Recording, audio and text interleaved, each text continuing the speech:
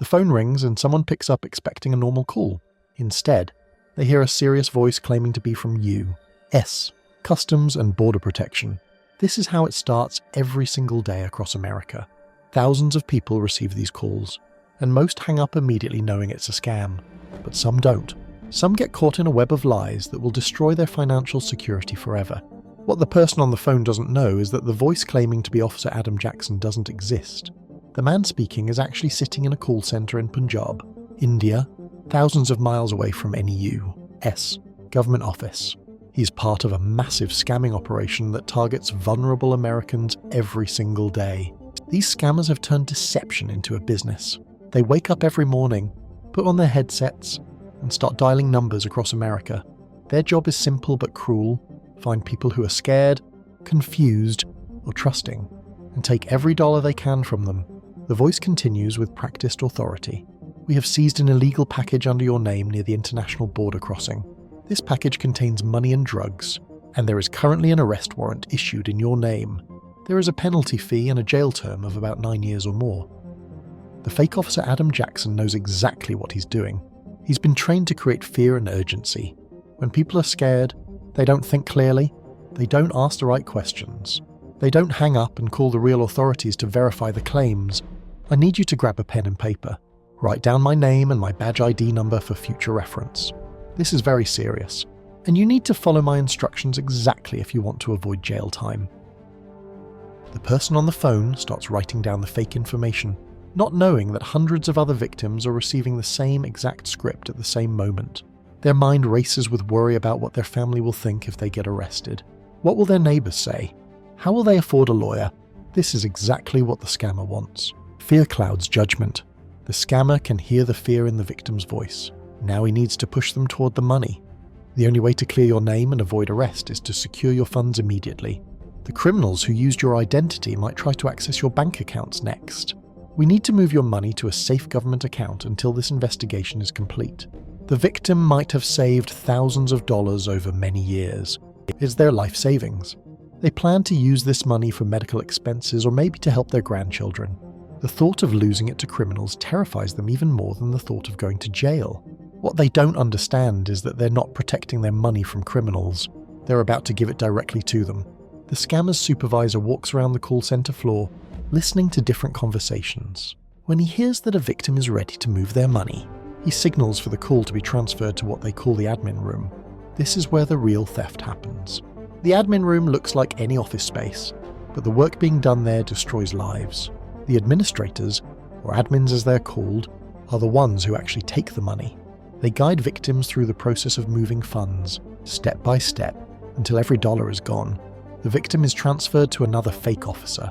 This one claims to be higher up in the organization. This is Supervisor Williams. Officer Jackson has briefed me on your case. Time is running out. We need to secure your funds in the next hour, or the arrest warrant will be executed. The new voice sounds even more official, more urgent. The victim doesn't know that this urgency is manufactured. These scammers have learned that giving people time to think is dangerous. If the victim hangs up and talks to their family, they'll be told it's a scam. If they call their bank, they'll be warned. If they have time to research online, they'll find thousands of stories from other victims, so they keep them on the phone. They keep the pressure high. They make them feel like every minute that passes brings them closer to handcuffs in a jail cell. I'm going to walk you through the process of securing your funds. First, you need to go to your bank and withdraw $15,000 in cash. Tell them you're buying a car from a private seller. Don't mention this investigation, because we can't risk word getting out to the criminals who stole your identity. The victim's stomach turns, but they follow the instructions. They drive to their local bank, the same one they've used for many years. The teller notices that they seem nervous and upset. Are you okay today? You seem worried about something. The victim wants to tell the teller everything, but they remember the warning not to discuss the investigation. I'm fine, just buying a car and need the cash.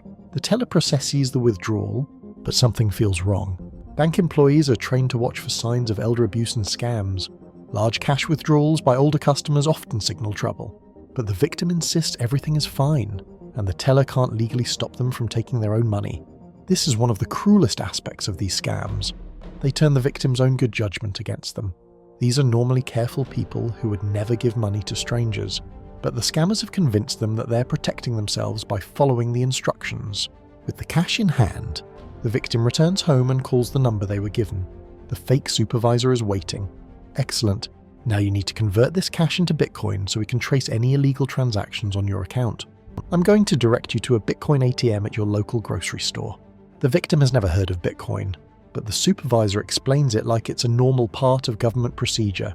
It's just a digital form of currency that we use for investigations. Think of it like electronic cash. At the grocery store, the victim stands in front of a Bitcoin ATM, feeling completely lost. The machine looks complicated, with screens and buttons they don't understand, but the voice on their phone guides them through every step. Enter the amount, $15,000. Now scan the QR code I'm sending to your phone. Perfect. Now insert the cash into the machine. As the victim feeds their bills into the machine, they don't realize they're sending their money directly to the scammer's digital wallet. The Bitcoin doesn't go to any government account. It goes straight to the criminals who have been lying to them all day. But $15,000 isn't enough for these thieves. They know the victim has more money, and they want all of it. Our investigation has uncovered additional suspicious activity. We need to secure the rest of your funds immediately. How much more do you have in your accounts? So the victim tells them about their remaining money. They're scared and confused, but they trust the people who claim to be protecting them. They don't know that every word they say is being used to plan the complete theft of their life savings. The admin in the call center opens up a spreadsheet on his computer. The victim's name goes on a list with hundreds of others. Next to their name, he writes down their total available funds. This is his target number. His job is to get every penny. Over the next few hours, the victim makes multiple trips to Bitcoin ATMs around their city.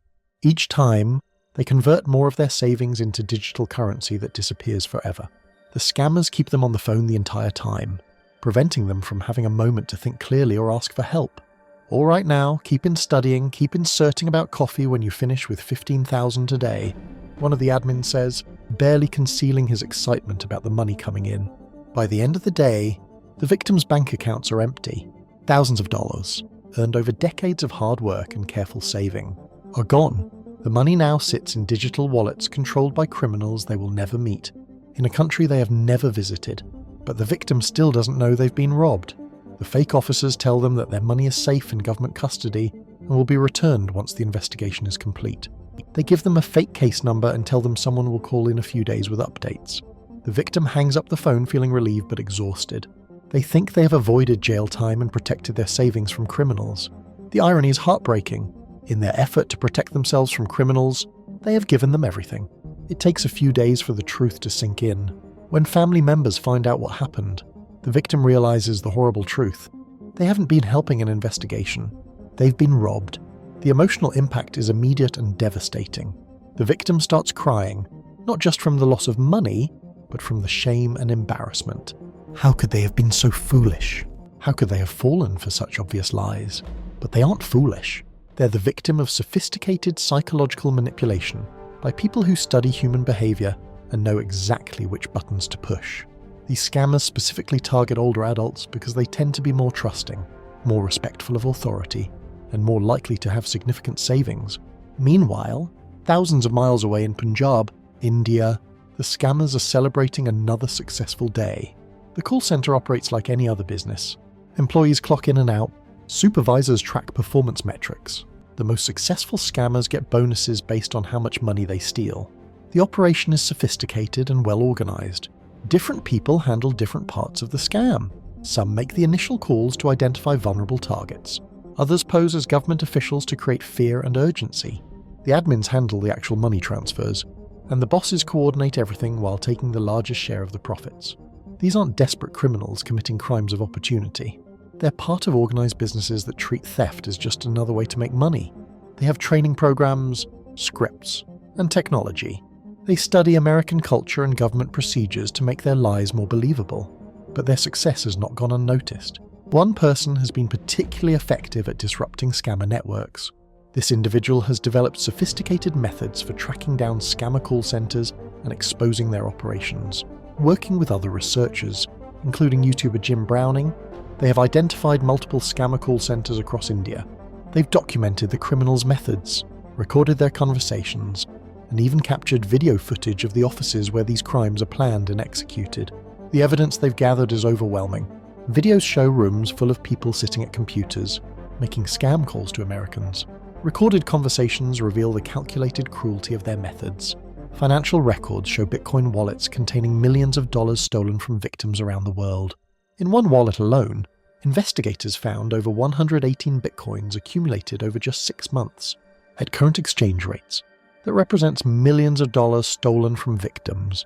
And that's just one wallet from one operation. Armed with evidence of the scammers' locations and methods, the researchers began planning their counterattack. They identified 3 separate call centers operating in Punjab, India, all connected to the same criminal organization. The first center was located in Chandigarh city center. Using advanced techniques and analysis of footage, they pinpointed the exact coordinates of the building in less than 5 minutes. The second and third centers were found in the Royal Business Park area of Zirakpur, India, just minutes away from each other. Working from Merida City in Mexico, they began calling the scammer centers directly. They used the same phone numbers that the scammers were using to contact their victims, turning their own system against them. When a scammer answered, expecting to find another vulnerable American, they instead found someone who knew exactly who they were and what they were doing. "So where did you say you're calling from again?" the researcher asked. "I am calling from U.S. Customs and Border Protection in El Paso, Texas." The scammer replied, sticking to his script. "Oh, okay, I thought you were calling from the Chandigarh city center in Punjab." There was silence on the line, then confusion, then panic. "What did you say? Why do you say that?" the scammer asked, his fake American accent slipping. "You want to know why? Let me show you why." "Go ahead." "Alright, this is why." "No man, what is this? This is you." The scammer tried to maintain his cover, but it was too late. The researcher had video footage of their office, recordings of their conversations, and evidence of their crimes. When they started sharing details about the scammer's real location and activities, the criminal knew he had been caught. "How do you know that?" "Because I'm going to get the police to come in and arrest you." "What the hell are you?" "I know you. I'm going to make sure the police come and arrest you." The panicked scammer threatened. "Sounds good," came the calm reply. "And you've got the wrong number." Some of the scammers become particularly abusive when their scams don't go as planned. Officer Jason Givens, from what they claim is U.S. Customs and Border Protection, shows how hostile these criminals can become when confronted. "Hey Nick, calm down. Hey Nick, calm down, Nick, calm down. Do you know? I have all the information, banking information, man, I have all the information. The US Marshals will obviously raid your home. I have our address as well, so I have your address as well. It's 59 California. Is that correct? We are doing scam to just pull all the funds from you." This outburst reveals the true nature of these operations. The mask slips, and the criminal admits exactly what they're doing. "We are doing scam to just pull all the funds from you." This is not a government investigation. This is theft. Plain and simple. The boss of this specific center didn't seem to do much apart from sit down and watch his employees work, but the admins had a much more serious job to deal with. They were the ones actually stealing the money from victims' accounts. This is the admin room where the main scum takes place after the agents get the victim who believes the scum they pass them on to an admin in this room. I will do the job of draining the whole bank account once that is done. The boss gets information on who has done how much work. Once he gets the funds, he will distribute it between his employees. The admins instructed victims to move their funds into Bitcoin ATMs. However, these ATMs would never let victims see their funds again, and the officers they were speaking to didn't even exist. The victims thought they were protecting their money, but they were actually sending it directly to the criminals. During one intervention, the researcher was able to speak directly with a potential victim who was in the process of being scammed. The person had already been convinced to withdraw money from their bank and was preparing to convert it to Bitcoin. Hello. Yes, dismissed. Yes, it is okay. I need you to hang up the phone immediately. It's just speaking with scammers who are asking you to make this payments. Okay, the researcher told them urgently. The confusion in the victim's voice was clear. Yes, and hung up the phone, okay, and what exactly have they told you to do? Create a duplicate charge account of 48,000 money. And that's exactly what scammers do. The real government doesn't ask people to buy Bitcoin. You're being robbed. In that moment, $48,000 was saved, and another family was spared the heartbreak that thousands of others have experienced. However, just as raids were being planned, something went wrong. One of the call centers suddenly began packing up their computers and evacuating their office. Somehow, they had been tipped off about the investigation. The researcher watched as dozens of scammers hurriedly packed their equipment and fled the building. Months of investigation and preparation were threatened by this unexpected development. Despite these setbacks, the work continues. Jim Browning sent an insider that recorded 40 agents working in one of the call centers. This kind of evidence is crucial for building cases against these criminals and understanding how their operations work. However, for some people it had already been too late and all their funds have disappeared. We knew we had to put an end to this gun for once and for all. Alright, shame that these scammers moved to new centers and are still most likely scamming right now as we speak. However, the team and I managed to save many victims from being scammed. The scale of these crimes is staggering. Conservative estimates suggest that Americans lose billions of dollars every year to phone scams, with older adults making up a large number of victims. Each loss represents not just money, but destroyed trust, damaged relationships, and shattered security.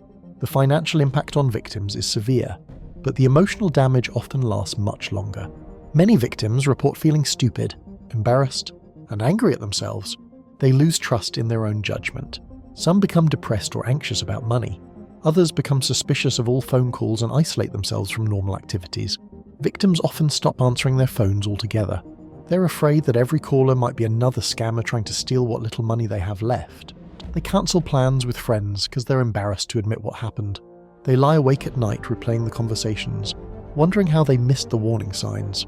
Their children become supportive, but victims can see the worry in their families' eyes. People start asking more questions about their finances and their ability to live independently. The scam hasn't just stolen their money, it's threatened their independence and dignity. The psychological manipulation techniques that work on victims are refined and perfected over time. Scammers study what works and what doesn't. They adapt to law enforcement tactics. They develop new ways to hide their operations and launder their profits. This creates a never-ending cycle of crime and enforcement. As fast as the good guys can shut down scammer operations, new ones appear. As quickly as victims learn about one type of scam, criminals invent new approaches. The human cost of this cycle is enormous. Every day that these operations continue, more people lose their life savings. More families are torn apart by financial devastation. More older adults lose their sense of security and independence. Support groups for scam victims report similar experiences from hundreds of members. The shame, the financial loss, the damaged relationships, and the loss of trust are recurring themes that affect entire families and communities. Some victims never recover financially. Their life savings, accumulated over decades of work, disappear in a matter of hours. They're forced to rely on family members for support or reduce their standard of living dramatically. The criminals behind these scams face few consequences. Most operate from countries where local law enforcement lacks the resources or motivation to pursue them aggressively. Even when call centers are shut down, the individuals involved often simply move to new locations and start over. The international nature of these crimes makes prosecution difficult. Evidence must be gathered across multiple jurisdictions, with different legal systems and languages. By the time law enforcement can coordinate a response, the criminals have often moved on. This is why the work of ethical hackers and cybersecurity researchers is so important. They can move faster than traditional law enforcement, gather evidence that might otherwise be unavailable, and disrupt operations in real time. But individual efforts, no matter how skilled or dedicated, can't solve this problem alone. It requires a coordinated response from governments, technology companies, financial institutions, and the public. Phone companies need to do more to block obviously fraudulent calls. Banks need better training for employees to recognize and prevent scam-related transactions. Law enforcement agencies need more resources and international cooperation. And the public needs better education about how these scams work. Most importantly, we need to change how we think about scam victims. These people are not stupid or gullible. They're the targets of sophisticated criminal enterprises that use psychological manipulation and detailed research to exploit human nature. The same trust and respect for authority that makes someone a good citizen and community member also make them vulnerable to these attacks. The shame and blame that victims feel only makes the problem worse by discouraging people from reporting crimes or seeking help. The evidence gathered by researchers shows the true scope of these criminal enterprises. They're not small operations run by desperate individuals. They're sophisticated businesses with management structures, performance metrics, and profit-sharing arrangements. But they're also vulnerable. When their locations are exposed, when their methods are documented, and when their victims are warned, their business model falls apart. Fear and secrecy are their greatest weapons, and transparency and education are their greatest weaknesses. This is why sharing these stories is so important. Every person who learns how these scams work is one less potential victim. Every family that discusses these threats is better prepared to recognize and avoid them. The work of exposing and disrupting these criminal operations will continue. New technologies will be developed to track and stop scammers. Law enforcement agencies will improve their international cooperation, and the public will become more aware of the threats they face. The scammers think they're invisible, operating from thousands of miles away with fake names and untraceable phone numbers. But researchers like those who exposed these operations prove that no criminal enterprise is truly invisible in the digital age. Every phone call they make can be recorded. Every Bitcoin transaction can be tracked. Every call center can be located and documented. The tools that criminals use to commit their crimes can also be used to catch them.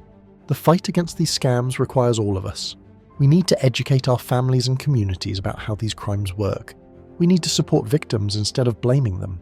We need to demand better protection from phone companies and financial institutions. The victims of these scams deserve justice. They deserve to have their stories heard and their losses acknowledged. Most of all, they deserve to know that people are fighting to prevent others from suffering the same fate. The battle continues every day. In call centers across the world, criminals are dialing American phone numbers and preparing to destroy lives. But in other locations, researchers are gathering evidence, activists are raising awareness, and law enforcement is planning responses. The outcome of this battle will determine how many more families will be devastated by these crimes. It will determine whether criminals can continue to operate with impunity, or whether they'll face consequences for their actions. Every person who hangs up on a suspicious call, every family that discusses these threats, and every community that supports scam victims is part of the solution.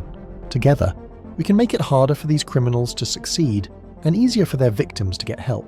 The work of fighting these scams is difficult, dangerous, and often thankless, but it's also necessary. As long as there are vulnerable people with money to steal, there will be those willing to steal it. And as long as that's true, there must be people willing to fight back. The battle against phone scams is far from over, but every victim saved, every criminal exposed, and every operation shut down is a victory for justice and human decency.